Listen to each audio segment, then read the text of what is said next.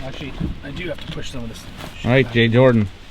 Yes, sir. It's been 5 years you've wanted to get me to the bush. That is true. I've been bugging you relentlessly. Today's the day. We're gonna have a ride along with you. Yep. And Bigfooting, Sasquatching, researching, whatever it is you call it. Yep. Where are you taking us? We are going to be going up into the North Chehalis area, into Mystery Valley. Okay. We have had so many expeditions there for good reason. See, he's airing down. We've been, with just the amount of evidence. There's a couple spots in particular where we're going to stop and check out. I'll share some of the experiences that we've had and what I've personally had there. We're going to go back to a different part to base camp though. My original plan was to go up into the one section there where in the past we've had a ton of evidence, footprints, you name it. We're still going to hike there. We're still going to stop. We're still going to check that out. Maybe that's where we're going to go tonight. But there's a couple other spots where, with the fish spawning right now, it's free food. And you said we're going to stop along the way and you're going to show us spots where you've had significant experiences. Yeah, unfortunately, one of them has been logged out pretty good. Okay. So I can still go down. I can still show you, we'll give you a rundown of how everything, where it's going to be, how it went down. I'll tell you the stories of the experiences. But some of the spot, the one real spot's been really logged out pretty good. So that's another one of the reasons why we're not going to be. You're going to give me precise GPS coordinates for each of these spots so I can post them? So everyone can come look for Bigfoot? Probably not. Fair enough. Most people will recognize it too. I'm kidding. It's a public area, man. You don't have to. It's nothing special about them. All right, so here we go. We're looking for him, and these guys are out here too. These guys are.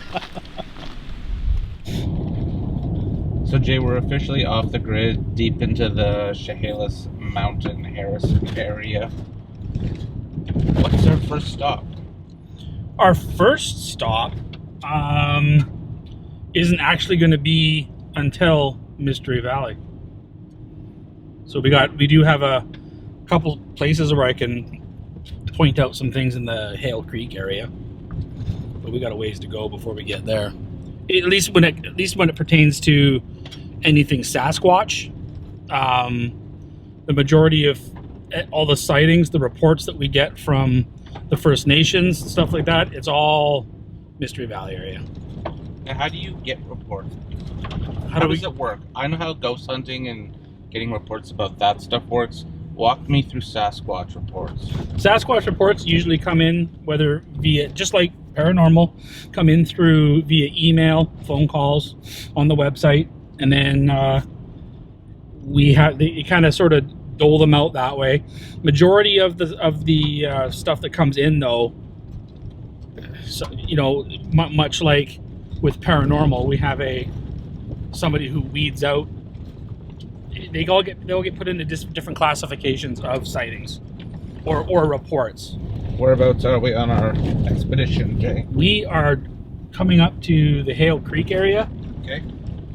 And there's the Hale Creek wreck site down below. Hale Creek going up, heading up into that way. It takes you up into like Lost Lake and what have you. And we've done quite a bit of investigating up there as well. It's a little tougher to get in, but we've been up there investigating and nothing's really come much of it, to be honest with you.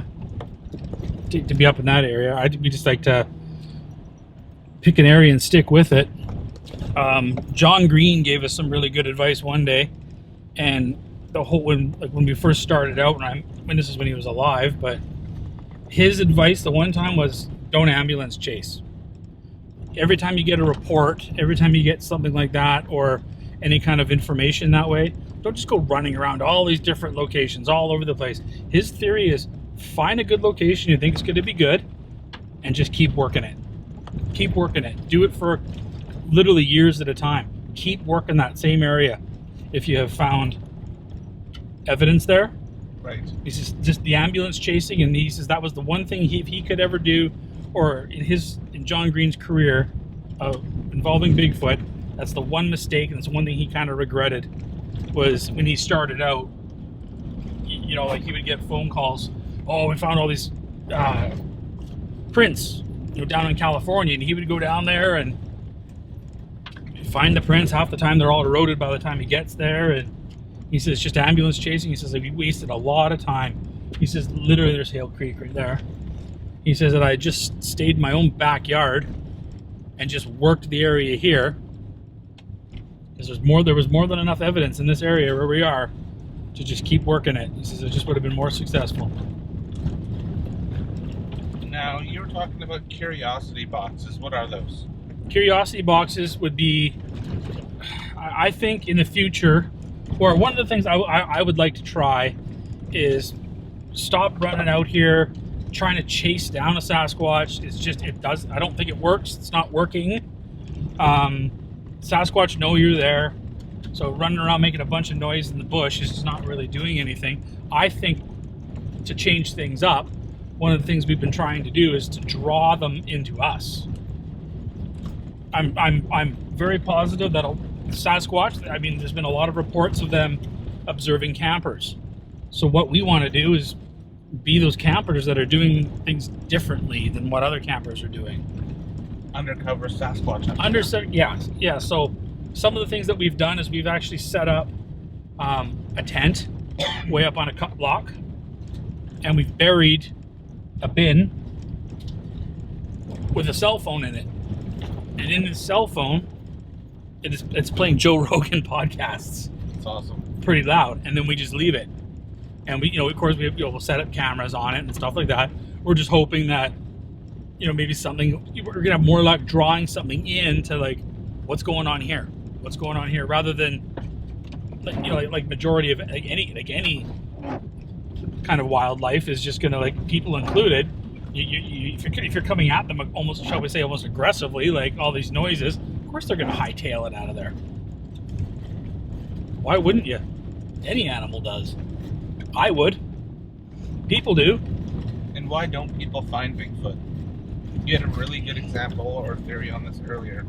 I did. I don't think people are finding Bigfoot because when we go out there to look for Bigfoot, we make a lot of noise coming out there, whether it just be the sound of the vehicle, people talking loudly, we smell, you know what I mean? Like, just people's scent travels, man. Like, and I think just like anything, if you're perceived as any kind of a threat, what you're looking for goes the other direction, right? Right. So that's my theory on it. That's why I would like to switch the game up a bit for a while. And this is what we've been doing, is to draw them into us. Don't be threatening. Be out there, doing things something different that other campers would do. See if we can draw interest so that they're going to be curious as to what the heck we're doing. I think we're going to have more luck doing that, not running around making a bunch of noise. And it's a theory. It's just a thought that I've got. And your theory on the whoops? My theory on the whoops? I find that, of all the years of being out in the bush and in the woods, all the howls, all the things that, people do, you can't tell me that a Sasquatch can't tell the difference. That's a person yelling as opposed to another Sasquatch. I'm sure that they are more than intelligent enough to know the difference. So the only success that I've really experienced is with women. Okay. Women, when especially, I don't know if it's the tone, the pitch, but 9 times, I shouldn't say 9 times out of 10, but usually if you do get a response, it's because a woman let out the howl. Right.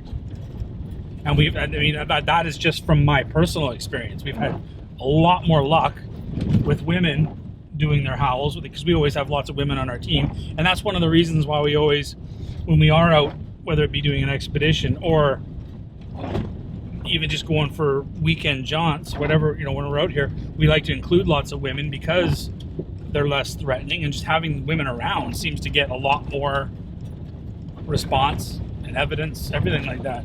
Right.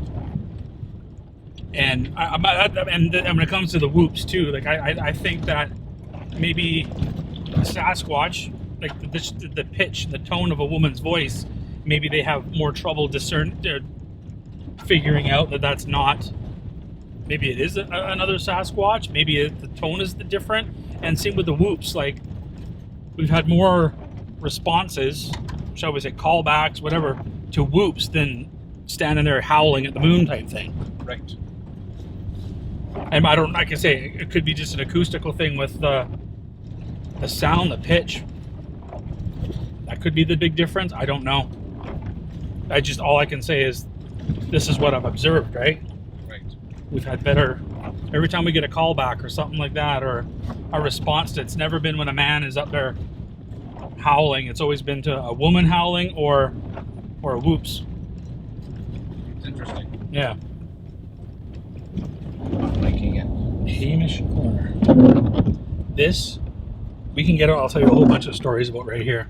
So this is Hamish's corner. This is Hamish Corner. This is where the dog peed himself. Right here? Yeah. Whereabouts? I'll show you. Let's get out.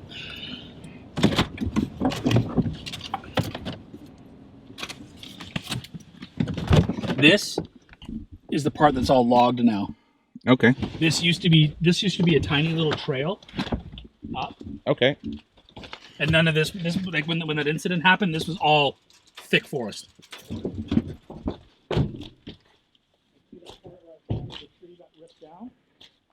Where are you? Over here. Okay. Right there. Okay.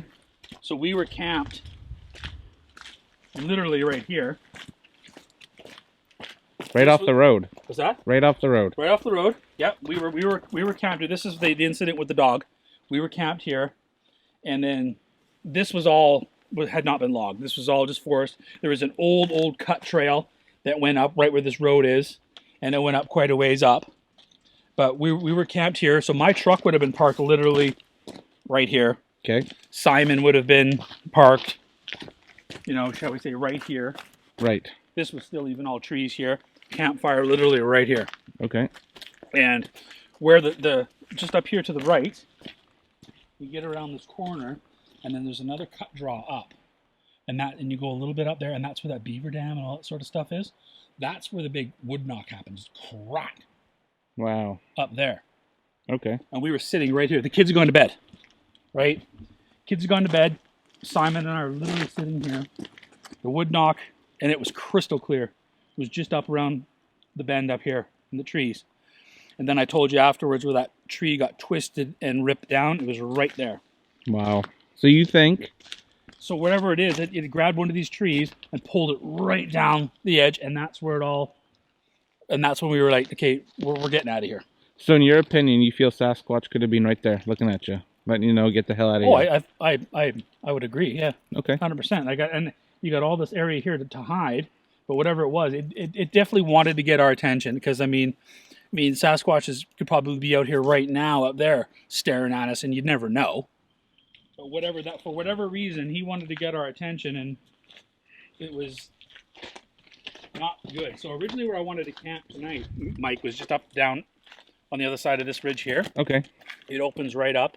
We have all this area in here because almost all the action, remember I told you about that scream that Rachel let out and we got the instant callback? That was just down here. Wow. So just literally down around the bend, you see how it dips down? Yep. That's where we got that instant scream back. And at the time, one of our other colleagues, Darcy, he was camped here. Okay. Right? So his car was parked right here. And him and his wife were here. And again, this was all logged in, right? We went down, and that's where it happened. Got the instant scream and the callback. And then we came back because our other team had gone that direction. Okay. Right? So they didn't hear that. And then we get back here. Darcy was still sitting here in his car with his wife. And he goes, were you guys just walking up on the cut line? No, we weren't. We were all as a team, all on the main road. Because he had heard two footprints pass here. And they were sitting here. They could hear the, in the gravel, and then just gone. So whatever it was paralleling us down through here and then up that way. Wow. All right. But this area here, this is like even the big expedition we just finished up. The audio and stuff that they were all getting was from down, just like there's a big opening just on the other side of these rocks here. And it's just a big open area. The only problem with camping there's no shelter. Like literally you're on your own. But that's where they were getting an awful lot of wood knocks back, stuff like that. And that's why I was kind of thinking of camping here tonight. Unfortunately for us, the rain did not let up. However, it didn't slow Jay down from showing me some of the secret spots.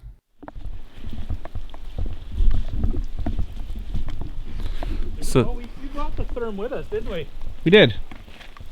Want to break it out? Sure.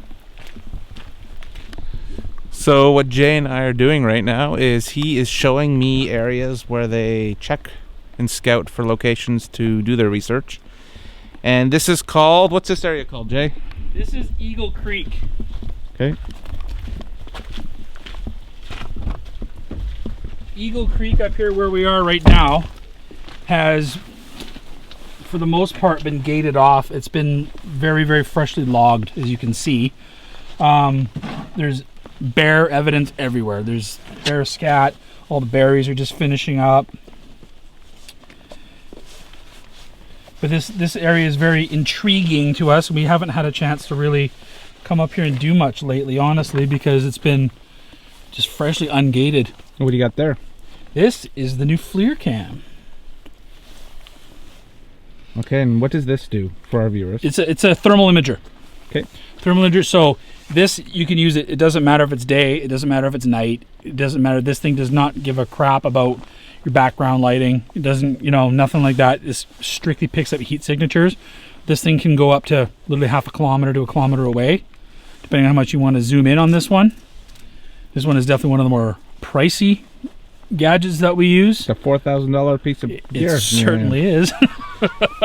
I picked that up yesterday from your friend, and I did not like holding it. No.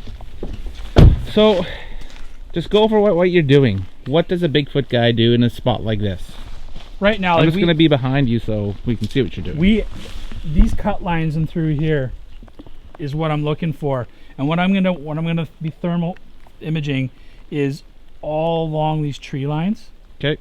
Where something would come out, because Sasquatch, I believe, in much like a lot of animal species, they're not going to be out here cruising around out in the middle of your, in the middle of the field type thing here, where you're easily spotted, especially like you're a deer, unless there's food right there. Then for the most part, they're going to be coming through tree lines like that, cutting through the cut lines, and that's what I'm gonna thermal image up through here.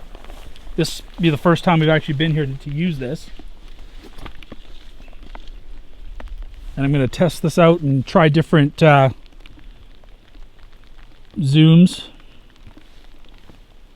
Too bad it didn't hook up to the camera. This one does have recording capabilities.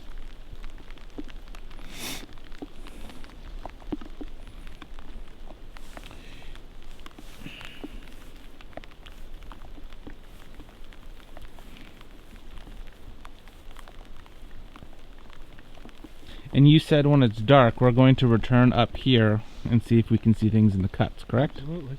Cool.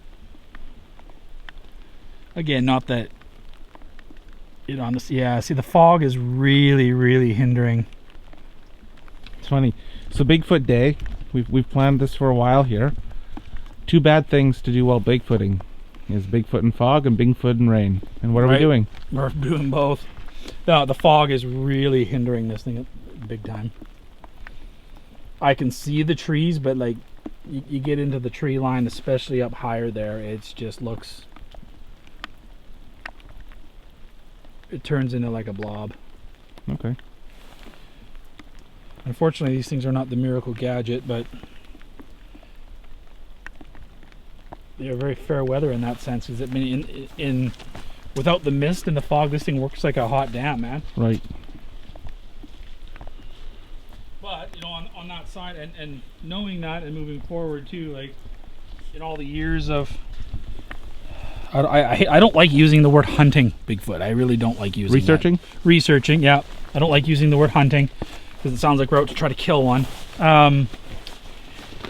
Is the thermal image in this weather? I think just like any animal, just like a deer, is going to hunker down. Fair enough. You're going to bed down. You're going to find shelter and bed down and just. So of all the years of coming out here, very rarely do you get any kind of evidence whatsoever in this weather, unfortunately. So Jay, you've been driving and you've been telling some really good stories. Yes. I would like us to stop now, Okay. and I would like you to tell the stories. Let's get into the conspiracy theories. Let's get into what you were just saying.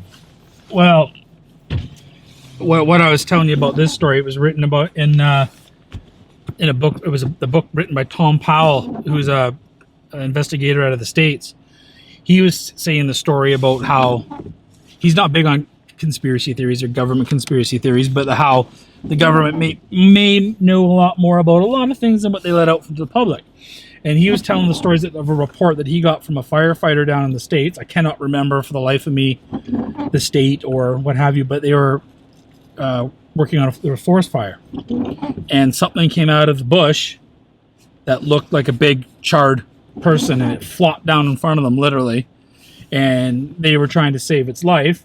And they got it onto a stretcher, the whole bit. They didn't know what the heck it was. The book is, I've got the book at home. For the life of me, why can I not remember? The Locals is what it's called. And the firefighter was explaining that suddenly, within half an hour of this thing coming out, they were saving its life and trying to keep it alive, that black vans showed up. Literally like the Men in Black type thing showed up, scooped this thing up, and gone. Wow. So it's like a modern day Jacko. Yeah. Because Jacko has been proven to be a hoax, by the way. Really? Yeah. Okay. What was Jacko, and what was the hoax? The hoax for Jacko, it was claimed that it was a juvenile Sasquatch, like a little boy, that somebody had been housing and what have you, and it was up in Yale.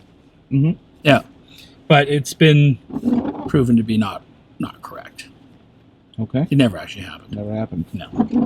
They never took it in the train and brought it to the circus? Nope. No?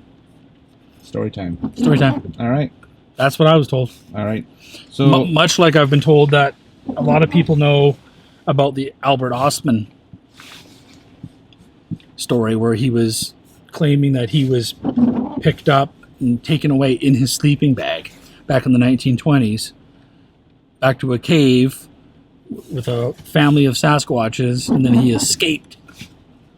But nobody can find anything to confirm the story. And this story was huge. Everybody's heard of this story, but a lot of facts just don't add up. Now with modern day. So there's a lot of hoaxes out there. Oh yeah. Especially with the Bigfoot. Yeah. What's a hoax that you can talk about that bothers you? Because with ghost hunting, there's a lot of people using phone apps or using fake evidence to make a name in the field. What is equivalent to that in Bigfoot field? We don't get a lot of it here with people like going out putting in fake footprints and, you know what I mean, doing the casts and stuff like that. I haven't come across anything like it. That's a dirty little campsite in there. Fucking like dirty isn't people? Yeah, littered and shit like that. Just fucking ruin it. People suck. So we're in Bigfoot Alley. Yep. Where we just passed it. Yeah, unfortunately with the rain we can't go in there. But you say you've gotten a lot of tracks out of here. Yes, lots. And what I mean by lots, you can go in there and you find a few here and there, but it's pretty consistent. Would be, you'll find a few, you'll find good, much like when you find most track lines, though, you find them in there. You'll have some footprints are better than others depending on what media they've stepped in. Of course. Mud and sand and what have you, right? Right. Now we're heading back to base camp. What's on the agenda for tonight? Dinner. I'm starving. Fair enough. Dinner's always good. Now, if the rain lets up, we're heading back to Eagle Valley. Eagle Creek, yeah. Eagle Creek, sorry. Yep. And we're gonna do some therming. You're gonna do some of your calling. Yep. Okay. I think it'd be a great place to do all that. I think it totally would be. The sound's gonna carry. We'll bring the wood knockers out if we have to. We can make a ruckus and see what happens. Even the other idea I was thinking too is trying to think out of the box. Unfortunately, we didn't bring our Bluetooth speakers, but just crack the windows on the Forerunner and just blast some freaking heavy metal or something for a little bit. I got some Ramstein. Yep. And then shut her down because you've heard how quiet it is up there. Yep. But everything depends on this damn rain. All right, Jay. What's happening here, man? I'm battening down the hatches right now. So are we staying or are we going? I don't know what we're doing yet. But just in case we decide to make a game time decision and call it in this weather, because as we know, the gear ain't gonna work. No. The gear isn't working. I'm just packing up what we're not gonna need so that if we decide we're pulling the trigger, Check that light. we're pulling the trigger. I like it. That's slick. Are you recording right now? Yeah. Okay. But I'm not gonna use that. Alright, so Jay and I are heading to the bush now. Yeah. Yeah, and we're gonna go, I'm turning the light on, Jay. I know you're driving. Alright, man. Is that too bright for you? Nope. I'm gonna point it at you. Is that okay? It's okay. I have it pointed up. So, you said we're gonna go up to some slashes right now. There's still a little bit of rain out there, so we'll probably be using your FLIR from the vehicle? From the vehicle, yeah. Okay. So you said we're gonna go to the slashes at, well, you said we're going to unknown slashes, actually. Yeah, well, I want Not unknown, secret slashes. secret slashes. I want to get away from, I want to try to get enough elevation here that we're out of this freaking fog and the mist. Right. Because this is going to really mess with the FLIRs. Totally. And we're going to get absolutely nothing. So we have to go either high enough or low enough to get away from this damn fog. Okay. So otherwise these things are useless. They're already going to be struggling in the rain, to be honest with you. Right, and you said the area that we're approaching, lots of bears, lots of cougars. Yeah, we've got game cam. There's the one slash road that's there.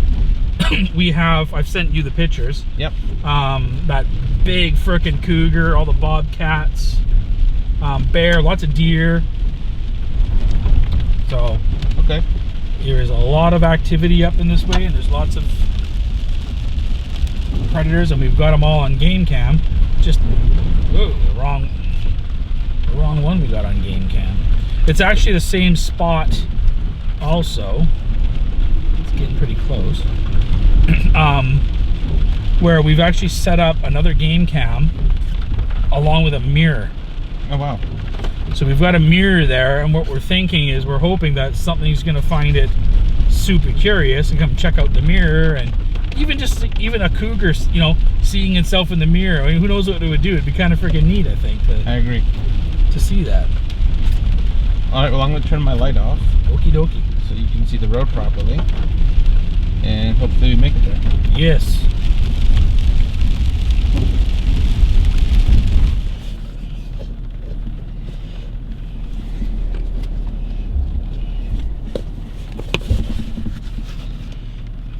You recording? Yep.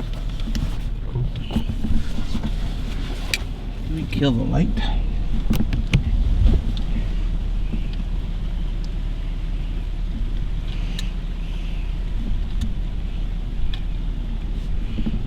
Alright, so Jay and I have got to that spot he's been talking about somewhere in the Mystery Valley area. And what are you doing? I'm setting up the FLIR. I want to see if I can cut through any of this freaking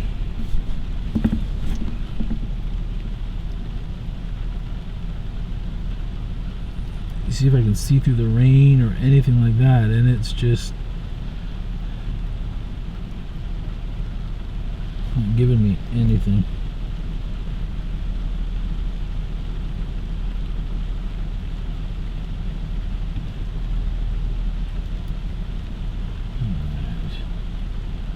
There we go, and we're alive. Okay.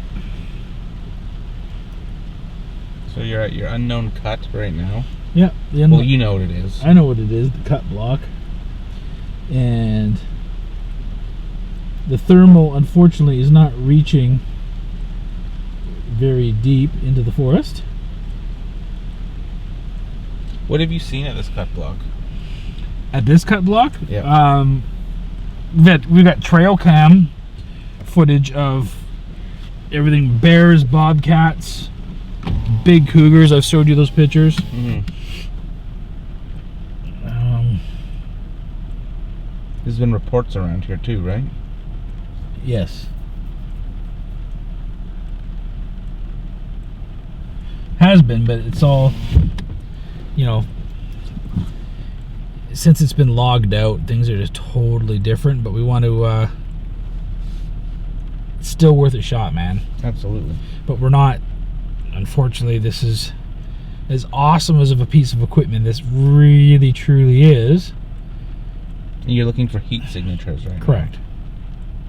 So this FLIR, what it's doing is it sees right through. It doesn't matter day, night, it doesn't matter. This thing picks up the heat, period. But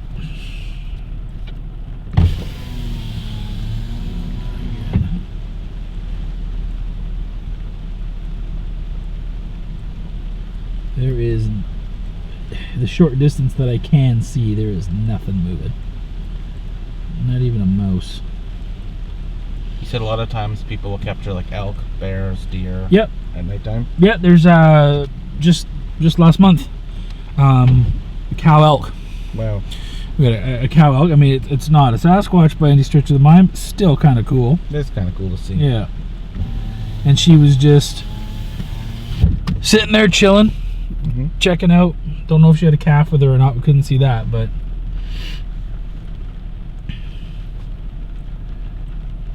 yes, sir. Unfortunately, I'm not getting nothing. This weather is just really We got rained out a little bit, eh? Yep.